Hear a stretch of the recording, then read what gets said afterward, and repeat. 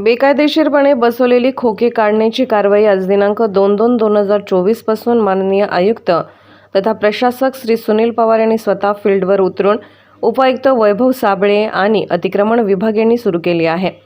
वारंवार सूचना देऊनही बेकायदेशीर खोकी हटवलेली नव्हती। कोल्हापूर रोडवरील बेकायदेशीर बसवलेली 8 खोकी आज JCBच्या सहाय्याने काढण्यात आली आहेत। यापुढे ही कारवाई जोमात करण्यात येणार असल्याचे उपआयुक्त श्री वैभव साबळे यांनी यावेळी सांगितले आहे। 20 पेक्षा जास्त रस्त्यावरील अतिक्रमण करणारे मोठे बोर्ड आणि फलक देखील काढून टाकले आहेत। तिन्ही शहरातील बेकायदेशीर खोकी काढण्याची ही मोहीम आजपासून सुरुवात केली आहे।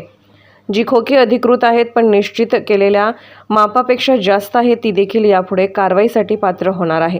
ही कारवाई जोपर्यंत बेकायदेशीर खोकी काढण्यात येत नाही तोपर्यंत चालू असणार आहे।